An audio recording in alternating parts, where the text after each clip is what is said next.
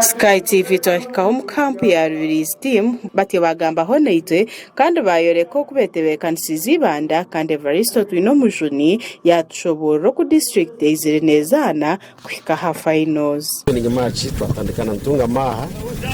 acha Nyakasharu twabasa kugitera gole emwe arizo twaza Rwampara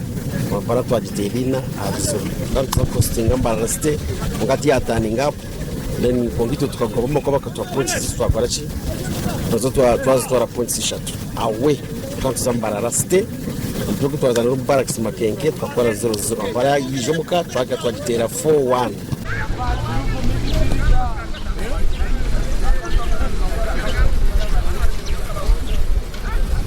Captain Kahebwa yayoreka ko inamatsiko mutimu ye kandi kwebasa kurete chikopo.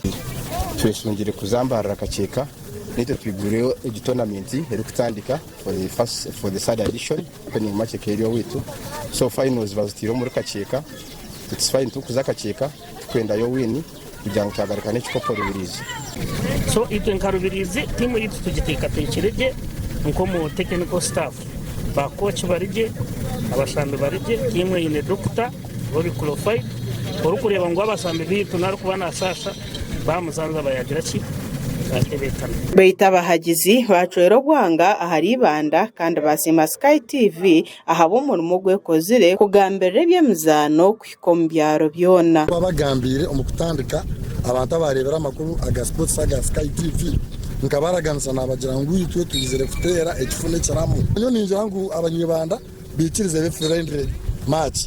batakaza kuhendekana munonga bambeka friendly match bambe chikopo canje ngareke dacho bunyaruguru sima Sky TV abo kutwika hansi kunuya mukafuna information kandi mukajisya abantu bona Sky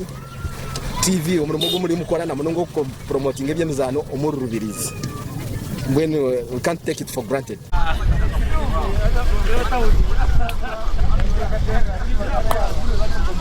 Gasha kwa Sharifu Murunja wa Sky Television Hagenshonga.